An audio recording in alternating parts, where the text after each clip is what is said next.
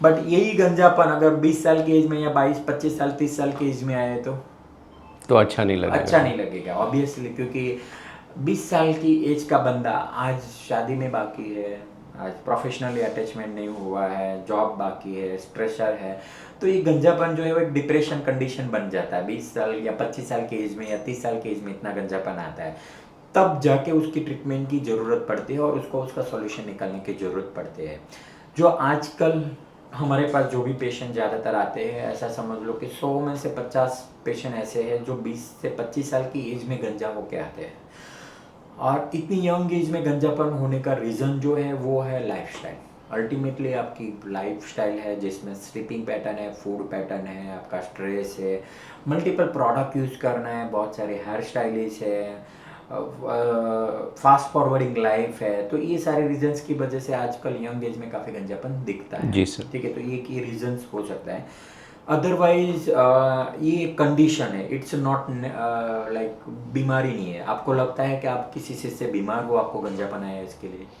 नहीं नहीं, मैं कभी ऐसा, मुझे नहीं लगा कि मैं बीमार हूँ उसके लिए गंजापन आया, सिंपल क्योंकि चीज़ है, हाँ। मेरे कभी भी, जैसे आपने भी पूछा कि आपको कोई प्रॉब्लम हुई है क्या मेडिकल, तो मुझे कभी अभी कुछ तक भी ये नहीं लाइफ हुआ। में कोई भी तो प्रॉब्लम नहीं वही हुई। है कि जो गंजापन है वो कोई बीमारी नहीं है, एक कंडीशन है जी जो सर। नॉर्मली एक एज के रिलेटेड आती है, जी बट सर। आजकल फास्ट आने का रीजन है लाइफस्टाइल। तो अभी एक जो कंडीशन है वो बीमारी नहीं है, तो हमें इसका जो सॉल्यूशंस करने की ज़रूरत है वो है इसका कॉस्मेटिक सॉल्यूशन, जो एक ट्रीटमेंट होती है जिसकी वजह से हम इसका रिप्लेसमेंट कर सकते हैं। पहले इसके सारे लिए बहुत सारे ऑप्शंस थे, जी सर। जो जब ट्रांसप्लांट इतना अच्छा अवेलेबल नहीं था और तब गंजापन इतना यंग एज में नहीं था, इसके लिए लोग वीक ऑप्शन सेलेक्ट करते थे या नॉर्मल कैप लगा के अपने गंजापन को हाइड किया जाता था। कि विग लगा के, जो मतलब नॉर्मल विग आते थे, आजकल तो विग में भी बहुत एडवांसमेंट आ चुका है, क्लिपिंग ये वगैरह सब, तो काफ़ी यंग लोग विग भी एक्सेप्ट करके विग लगा रहे जी थे। सर। ठीक है, बट मैं बताना चाहूँगा विग जो है वो एक थोड़ा आर्टिफिशियल लुक देता है, क्योंकि वो नेचुरल नहीं है। ऑब्वियसली वो एक आर्टिफिशियल हेयर से बनी हुई विग रहती है, अलग अलग लोगों के हेयर काटे हुए हैं, और उससे जो आपका एक फिक्स लुक बन जाता है, मतलब आपका हेयर लाइन बना हुआ है वो स्टिक है, समझ में आ जाता है। वॉल्यूम जो नेचुरल होता है उससे ज़्यादा दिखता है, और विग के लिए आपको बहुत ज़्यादा कुछ मेंटेनेंस वगैरह करना पड़ता है, बार बार उसके जी पास सर। जाना पड़ता है। विग में क्लिप लगाएंगे तो आपके ऑलरेडी हेयर है वो भी हेयर गिर जाते हैं और आपका नॉर्मल गंजापन से ज़्यादा गंजापन आ जाता है। या तो आप गम स्टिक लगा रहे हो तो उससे आपको स्वेटिंग होता है या इचिंग आती है या एलर्जी का भी प्रॉब्लम्स दिखता है, जी सर। क्योंकि गम जो है अपने बॉडीज के ऊपर स्टिक होता है तो अपनी बॉडीज उसको एलर्जी करती है, क्योंकि इट्स अ केमिकल्स। ठीक है, तो कुछ कुछ बंदे को उसकी एलर्जी होती है तो उससे भी साइड इफेक्ट होता है। तो आजकल विग भी काफ़ी लोग अवॉइड करना स्टार्ट कर चुके हैं, क्योंकि आज हेयर ट्रांसप्लांट जो है बहुत इजी और अच्छा प्रोसीजर हो चुका है, और बहुत ऐसा बोल सकते हैं कॉम्प्लिकेशंस के बिना, साइड इफेक्ट के बिना, तो काफ़ी अच्छे से हो सकता है। जी सर। तो अभी ये जो गंजापन है प्रमोद जी, आपका गंजापन ऑलमोस्ट ग्रेड 7 लेवल पे आ चुका है अकॉर्डिंग टू एज। आपका गंजापन 43 की एज में 10 साल पहले, मतलब 30 की एज में आपको ग्रेड 7 लेवल का बालनेस आ चुका था, जो आना चाहिए था 50-60 साल के बाद, बट 15-20 साल पहले आपको एक गंजापन मिल चुका है।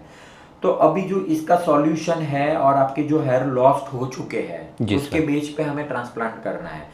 तो जो ट्रांसप्लांट है कॉस्मेटिक प्रोसीजर है कि एग्जिस्टिंग हेयर जो डोनर साइड रहते हैं वहाँ से निकाल के यहाँ पे लगा दिया जाता है। जी सर। तो अभी देखिए, हम जो प्रमोद भाई देखना चाहते हैं कि जी आपका सर। जी। जो हेयर का साइकिल होता है उसके बारे में मैं बताना चाहूँगा।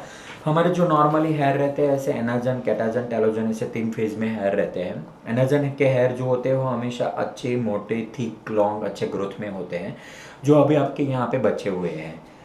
जब भी हमारा हेयर लॉस होना होता है तब वो कैटाजन में कन्वर्ट होता है, फिर पतलापन आता है और रूट से सेपरेट होना स्टार्ट होता है। उसके बाद टेलोजन फेज में आता है, तब हमारा रूट ऐसे सेपरेट होकर अलग निकल जाता है। जब भी आपका हेयर फॉल हो रहा है, हेयर फॉल कभी पतले हेयर में नहीं होता है।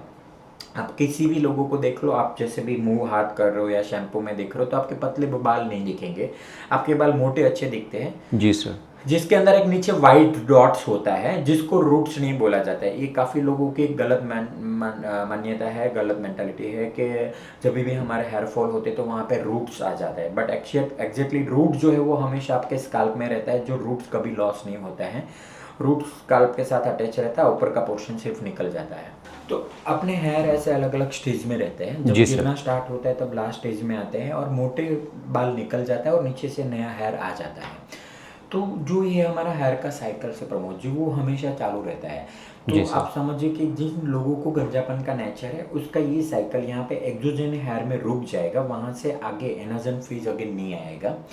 और जिन लोगों के नेचर में हेयर बाल्डनेस का या हेयर लॉस का ये नहीं है, उसका ये साइकिल कंटिन्यूस रहता होगा। तो जैसे आपने अपने भाई का बारे में बोला या आपके जी फादर सर। के बारे में बोला कि जिसको अभी भी हेयर अच्छे है, तो उसका मतलब ऐसा नहीं कि उन लोगों को हेयर फॉल नहीं होता है, उन लोगों को भी हेयर फॉल होता ही है, बट उन लोगों के हेयर जो है वो वापस आते रहते हैं। मतलब ये साइकिल्स कंटिन्यूसली उन लोगों का चलता रहता है, इसी के लिए उन लोगों को गंजापन नहीं आ रहा है। बट आपके केस में यहाँ पे गंजापन आ रहा है, इसके लिए वहाँ पे रुए बन गए। तो अभी आपका जो ये स्काल्प है, वहाँ पे भी आपको रुए दिखेंगे। वहाँ पे आपको ऐसा नहीं है कि वहाँ पे आपको हेयर लॉस्ट हो चुका है। हमारे हेयर रूट्स कभी नहीं जाते हैं, हेयर रूट्स हमेशा हमारे बॉडी में रहते हैं। जो इनएक्टिव हो जाता है, जी सर। जिसको हम एक्टिव नहीं कर सकते अगर वो जेनेटिकली बाल्डनेस के नेचर में है। अगर वो बाल्डनेस के नेचर में नहीं है और आप हेयर लॉस हो रहा है और इनिशियल में आप मेडिसिन ले रहे हो, तो उससे क्या होता है, आपका ये जो साइकिल है वो चलता रहता है।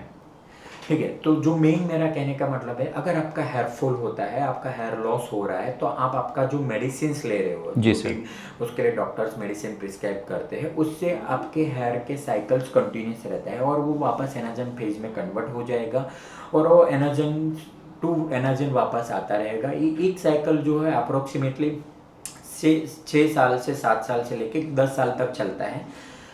उसके बाद हेयर लॉस होता है और वापस आ जाता है। वैसे जी सर। हर बंदे की लाइफ में ये साइकिल कम से कम 7 से 10 बार घूमता है। मतलब एक समझ लो कि 80-90 साल की एज तक पूरे हेयर ऐसे चलते रहते हैं और बाल आते रहते हैं, अगर गंजापन नहीं है तो।